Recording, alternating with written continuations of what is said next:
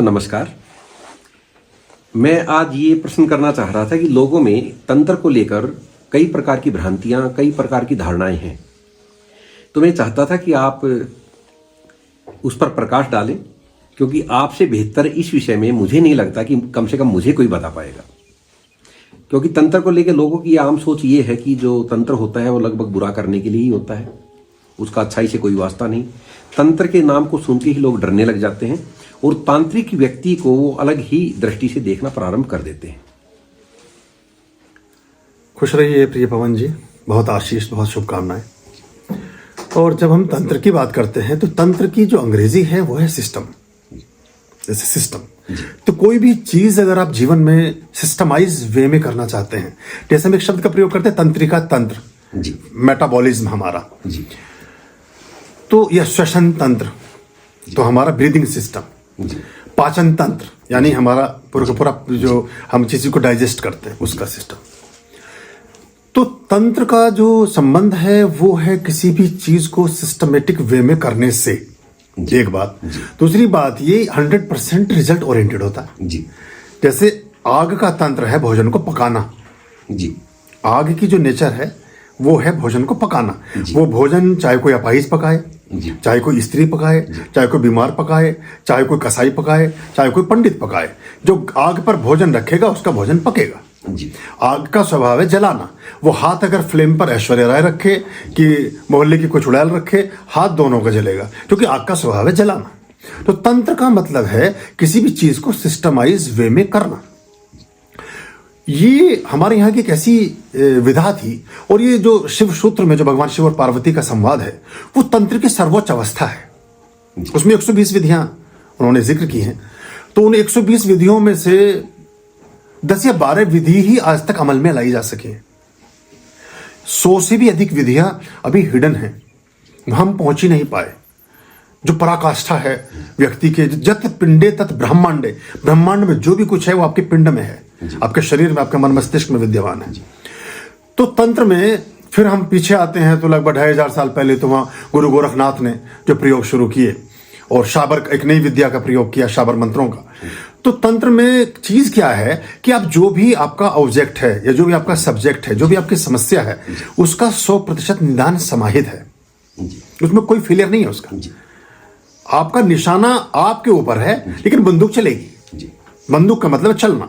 तो जैसे बंदूक हुई तंत्र, लेकिन निशाना आपको नहीं लगाना आता, तो इसकी एक अलग बात है, वो आप जानिए, लेकिन बंदूक का बटन दबाएंगे तो काम करेगी।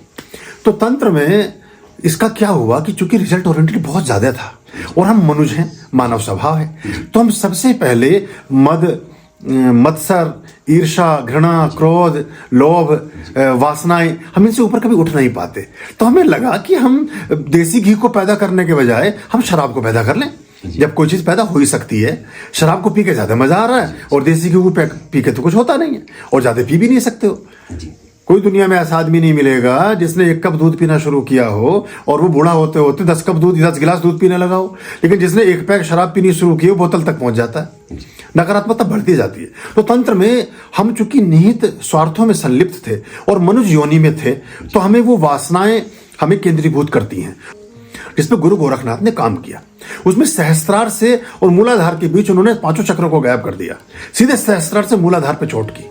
और जो उनकी एक विद्या थी, उस विद्या में क्या था, नीले वस्त्र थे उनके, पिकॉक ब्लू, और वो एक ही वस्त्र होता था बिना सिला सिलाया, उसके नीचे वो निर्वस्त्र ही होते थे, बस वो ऊपर से आवरण डालते थे। और कुछ ऐसी अवस्थाएं थी संभोग की और संसर्ग की कि जिसमें आप किसी भी चीज को उपलब्ध कर सकते थे, जिसमें आपने जिसे पारालौकिक प्राप्ति की बात आप करते हैं। मतलब आप यहाँ बैठे हैं और आप उस विद्या में आप जन्म दे सकते हैं किसी चीज को। वो वासना की केंद्रीभूत नहीं था, वो रिजल्ट ओरिएंटेड था।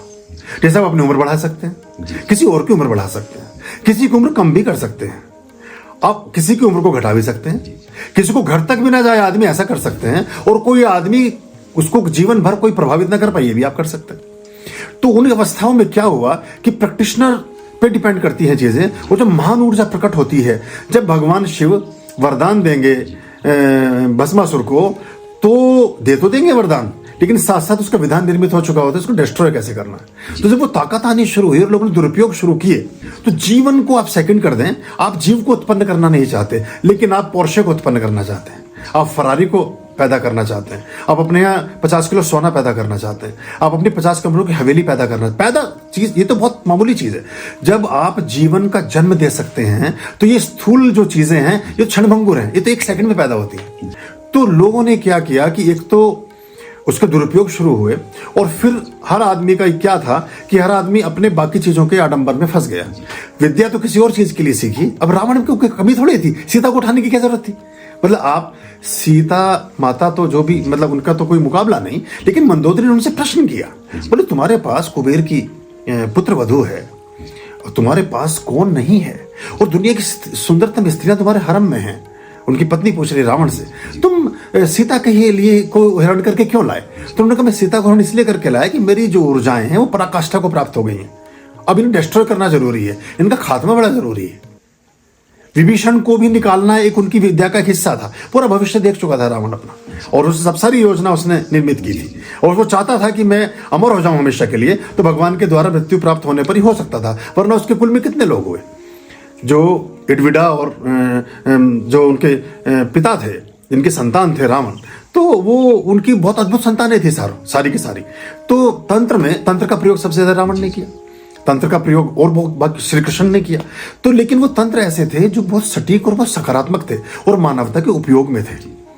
अब जो खाटू श्याम जी के नाम से जिनका आप स्थान की बात करते हैं जी, मेरे इष्ट देव हैं जी। हाँ, तो अब वो एक तीर से पूरे वृक्ष के सारे पत्तों को ये सब तंत्र ही तो है, ये सब तंत्र, और कोई तरीका नहीं है। तो तंत्र में राजा दशरथ, अभी तक कोई ऐसी गोली नहीं बनी रिवाल्वर में कि मैं उस पर बोलूं नाम कि ये फलाना व्यक्ति मनोज कुमार वर्मा, मतलब माफ करें अगर किसी का नाम मनोज कुमार वर्मा, और गोली को यहां रख दूं और ये जाके लगे उसी को हिंदुस्तान में जहां भी बैठा हो, ऐसा संभव नहीं। दशरथ ने ये तो किया, वो कूच में बैठे पेड़ की मचान पर, और उन्होंने कहा कि हिरण ने जब डुब डुब की आवाज आई, शब्द भेदी बाण आकाश में छोड़ा, वो हिरण को थोड़ी मारा था, 2 किलोमीटर पे हिरण पानी पी रहा था नदी में, सरयू में, और वो मर गया जाकर के, हिरण पे जाके तीर लगा।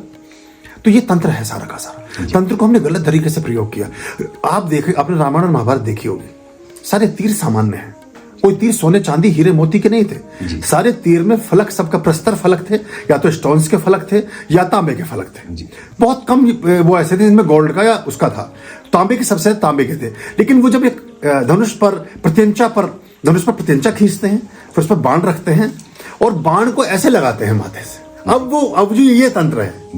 अब ये तंत्र, अभी तक तंत्र नहीं है, अभी तक यंत्र है।